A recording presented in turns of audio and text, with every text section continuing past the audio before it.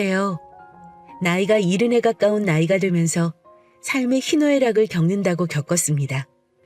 슬픈 날이 있으면 좋은 날도 있듯 어렵고 힘든 날이 있으면 또 순탄한 날도 보내면서 그렇게 지냈죠.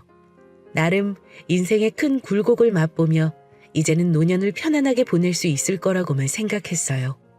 하지만 그건 저의 크나큰 오산이었습니다. 오히려 늙어서까지 고생시키는 남편으로 인해 자식 보기에도 부끄러운 경험을 하게 되었어요.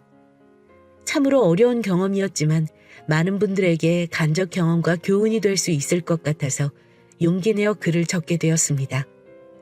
우선 오늘 저의 이야기를 풀어가기 위해서는 이것부터 이야기해야겠네요. 저희 남편에게는 50년 지기 친구가 있습니다. 충주에서 자란 둘은 그 동네에서 자라 각자 결혼까지 하고 자식들도 다 키워냈어요. 하지만 제 남편과 남편의 친구는 너무나도 달랐습니다. 저도 한 동네에서 어렸을 때부터 자랐기 때문에 둘을 잘 알고 있었습니다. 둘은 학창 시절부터 차이가 좀 있었어요. 제 남편의 친구는 학생 때부터 참 성실했습니다. 그래서 고등학교 시절 늘 상위권을 유지하고 있었고 그 덕에 대학교도 서울에 있는 곳으로 좋은 곳을 나왔죠. 그 친구는 대학은 서울에서 나왔지만 서울에서 살다 보니 고향만한 곳이 없다면서 졸업과 동시에 내려왔습니다. 그리고 충주에서 공무원 시험을 보고는 성실하게 일하며 자신의 삶을 꾸려나갔어요. 그 사이에 결혼도 하고 자식도 낳으면서 잘 지냈죠. 반면에 제 남편은 학생 때도 지질이 공부도 안 하면서 놀기는 또 잘 노는 사람이었습니다. 그 사람에게 볼 거라곤 정말 성격 좋은 것 딱 하나밖에 없었어요. 어디 가서도 잘 적응해서 금세 주변 사람들과 잘 지내는 사람이었기 때문에 그런 밝은 면은 장점이었습니다. 하지만 나머지가 모두 꽝이었어요. 공부도 열심히 하지도 않고 성실함도 부족해 늘 선생님들께 혼나고 동네 어르신들께 한 소리 듣는 게 일상이었어요. 이 사람은 대학은 나오지도 않았습니다. 그 시절에 고등학교까지 나온 게 용한 거였어요. 그래서 이후에는 바로 일을 시작하면서 사회인으로 살아가는 듯 했지만 그마저도 그 사람은 직장을 밥 먹듯 바꾸면서 살았죠. 그런 모습들이 한동안은 한심하게만 보였습니다. 하지만 시간이 지날수록 동네의 젊은 사람들이 다 떠나가게 되고 비슷한 또래 사람들이 얼마 남지 않았을 때쯤 제 눈도 한참 잘못되어 그 사람이 멋있어 보이기 시작하더군요. 다른 것 없었습니다. 여전히 그의 삶은 형편없었지만 소극적이고 내성적인 저와는 달리 활발하고 외향적인 모습들이 멋있어 보였어요. 내가 가지지 못한 성격을 가지고 있는 그에게 설레게 되었고 때마침 그 사람도 저를 동네 친구로만 보는 것이 아니게 되면서 연애를 하게 되었어요. 저희는 연애를 할 때부터 참 많이 싸웠습니다. 다른 건 없었어요. 여전히 성실함을 이어가지 못하고 한 직장을 반년도 다니지 않고 그만두는 일이 허다했기 때문에 이것에 대해 잔소리를 하면 듣기 싫어하면서 짜증을 내는 경우가 다반사였어요. 그로 인해 싸움이 늘어가게 되었고 저는 이 사람과 헤어질 결심까지 했었습니다. 야, 박창수, 너 또 일 그만뒀어? 진짜 어떡하려고 그래? 왜 그렇게 책임감이 없어? 아, 또 그러네. 나랑 일이 안 맞는 걸 어떡해. 세상에 나랑 딱 맞는 일이 어디 있다고. 너 이번에도 일 그만두면 나 진짜 너랑 못 만난다고 했지? 너 나랑 결혼해서도 이렇게 살 거야? 나랑 애기 책임 안 질 거냐고. 기다려봐. 일자리 구하고 있으니까 또 금방 어디든 들어갈 거야. 아, 걱정하지 마. 내가 설마 너 굶어 죽일까 봐 그래? 어디? 또 어딜 들어갈 건데? 그래놓고 또 1년도 안 돼서 튀어나올 거. 아, 걱정하지 마. 이번에 진짜 제대로 된 곳으로 들어가서 뼈를 묻어줄 거니까. 옛날에는 제가 이런 말을 하면 미안해하면서도 민망해했던 사람이 이제는 짜증을 내고 전혀 개의치 않아 하는 걸 보면서 저의 미래를 그에게 맡길 수가 없다는 판단을 하게 되었어요. 그래서 결국에는 중간에 결혼 얘기까지 오갔었지만 저는 헤어지자는 통보를 그에게 내렸습니다.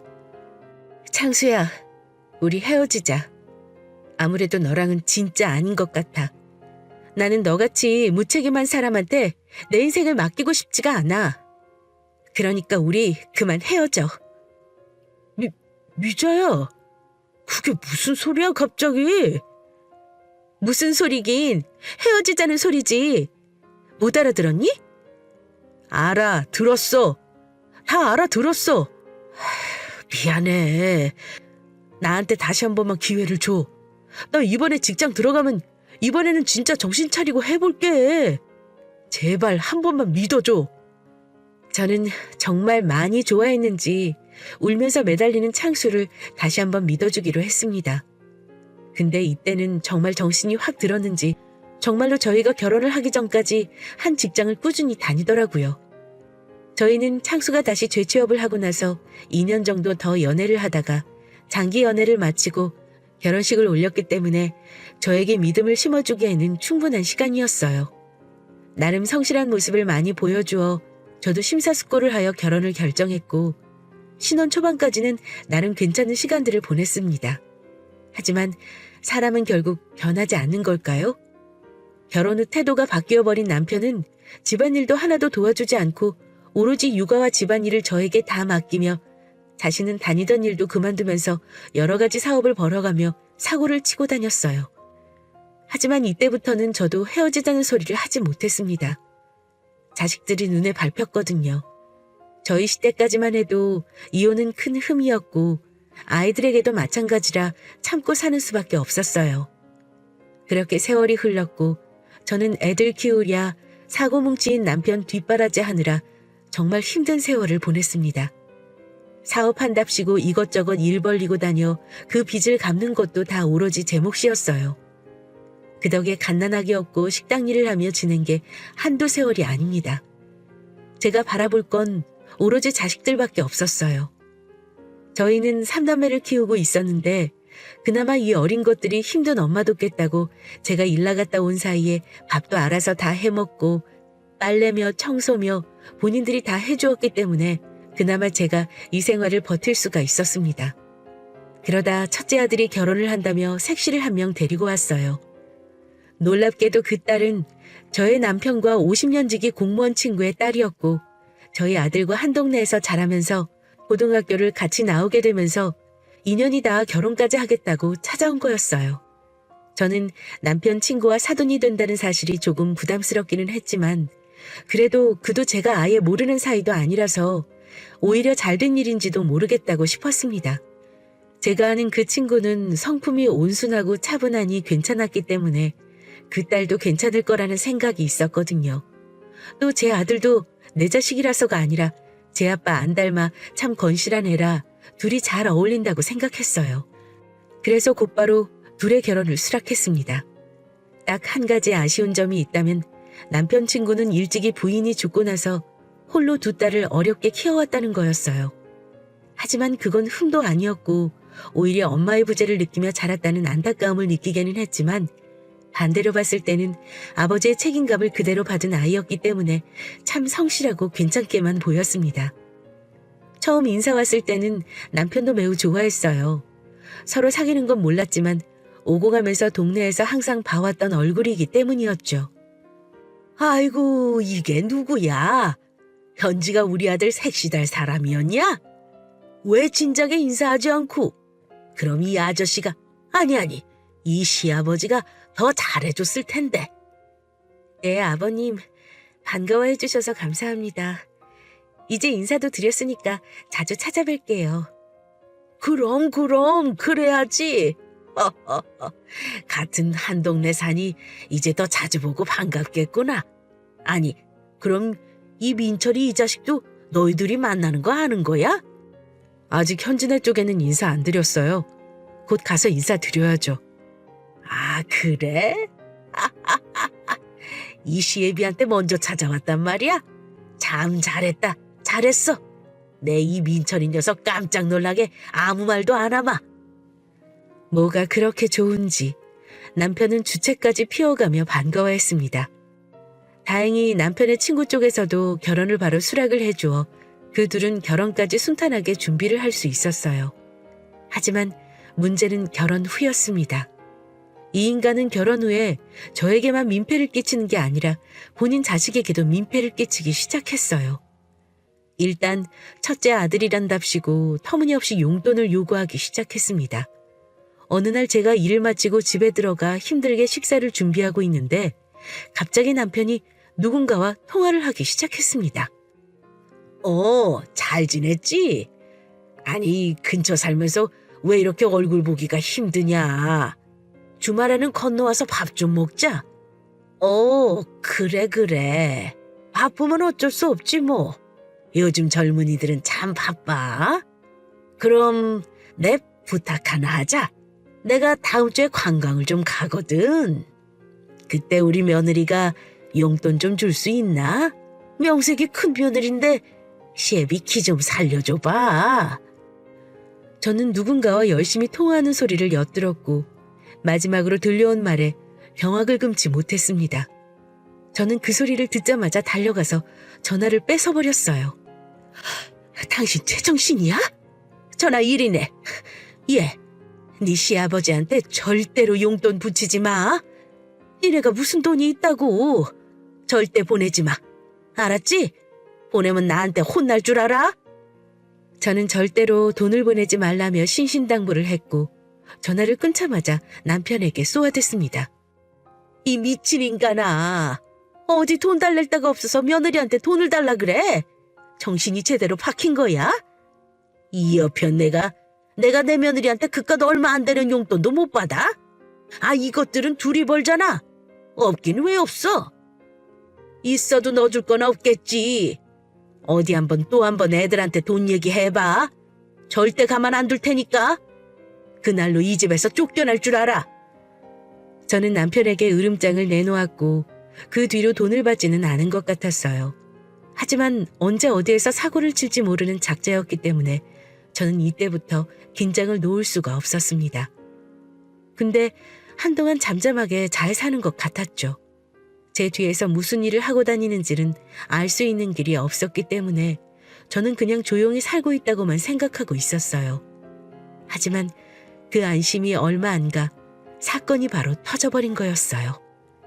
사건의 발단은 이때부터 시작이었습니다. 사돈이자 남편의 친구였던 민철 씨가 공직 생활을 마치고 퇴직을 한 시점이었습니다. 저희는 모두 다 친분이 있었기 때문에 애들끼리 따로 축하를 해줬다고 했지만 부인도 없이 집에서 외롭게 있을 사돈을 집으로 초대해 축하 파티도 해주었어요. 사돈, 퇴직 축하드려요.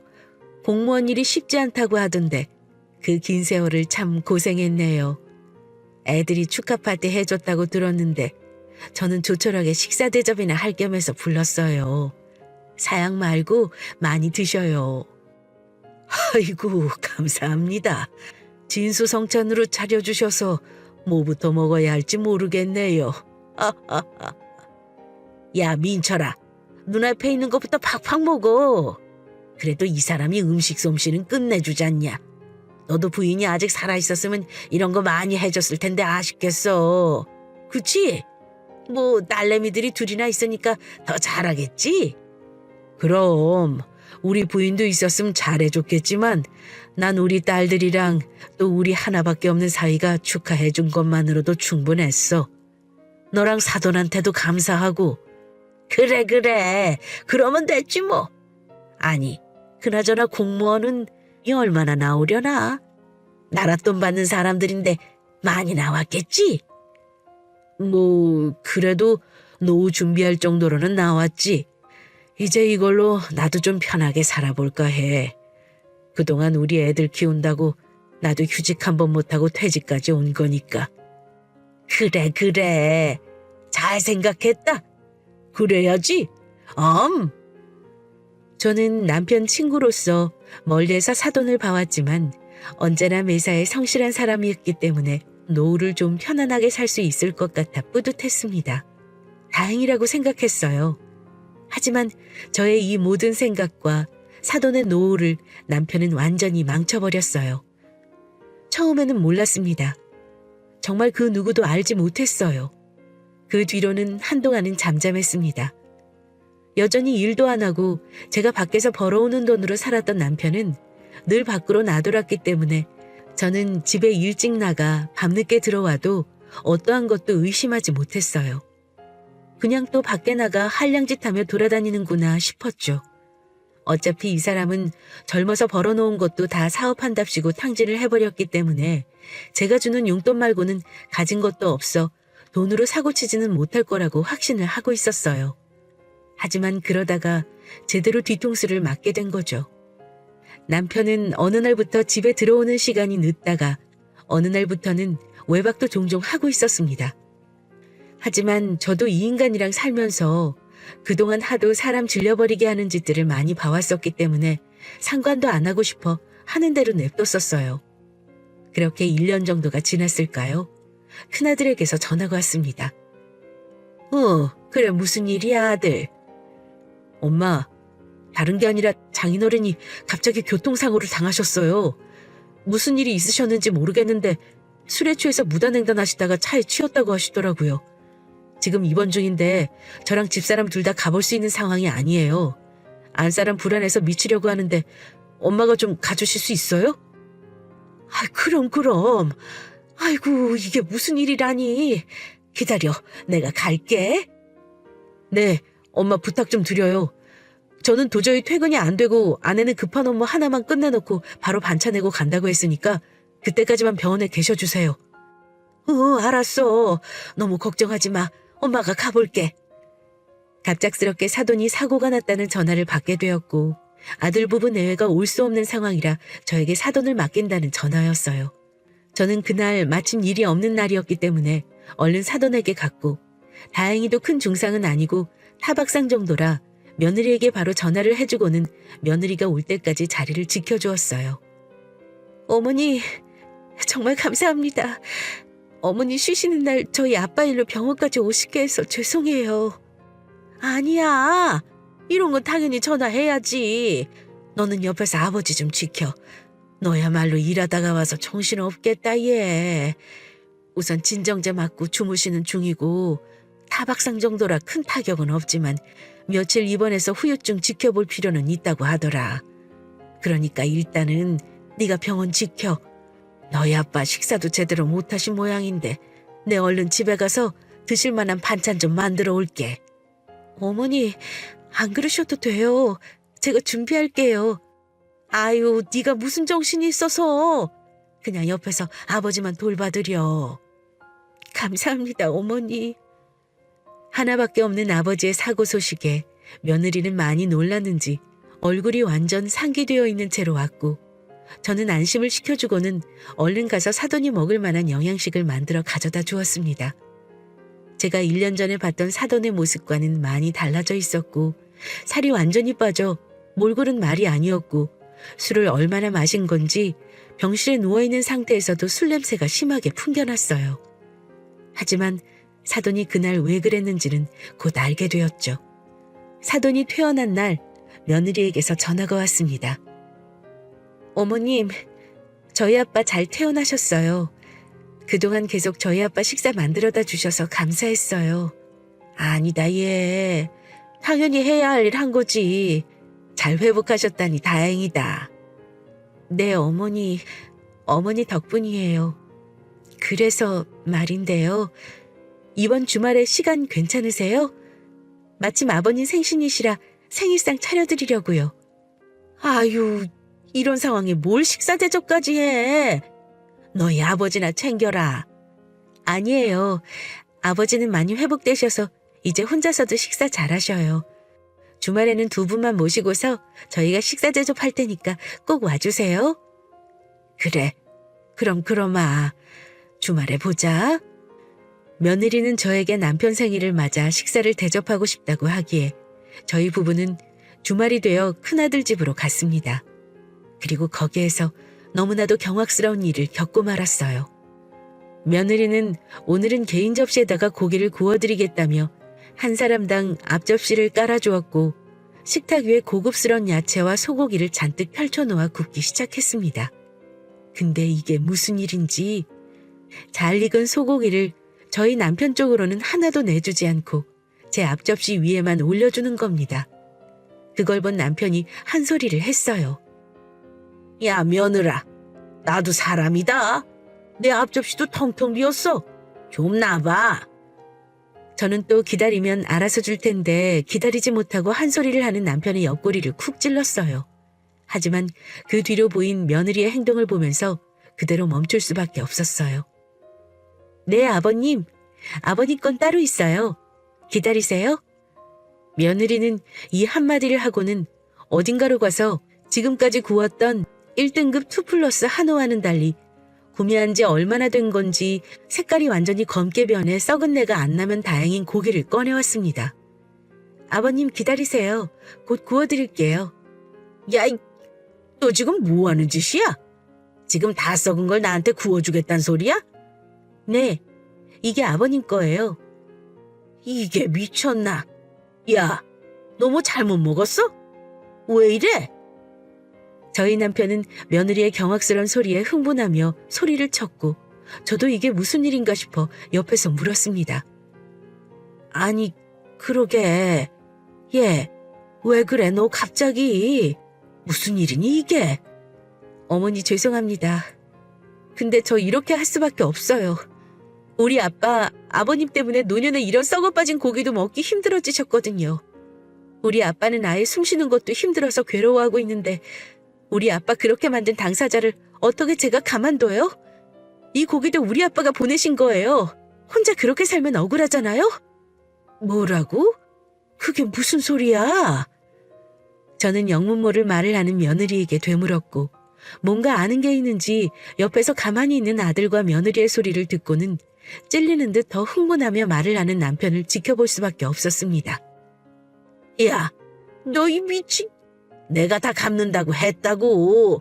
그 쫌팽이 같은 놈이 너한테 다 말한 거야? 이 새끼를 내가... 그만하세요. 우리 아빠한테 무슨 자격으로 그렇게 말하는데요? 당장 우리 아빠 돈 갚아요. 갚으란 말이에요. 몰라. 나는 죽었다 깨어나도 그 돈 없으니까 어디 신고를 하든지 말든지 알아서 해.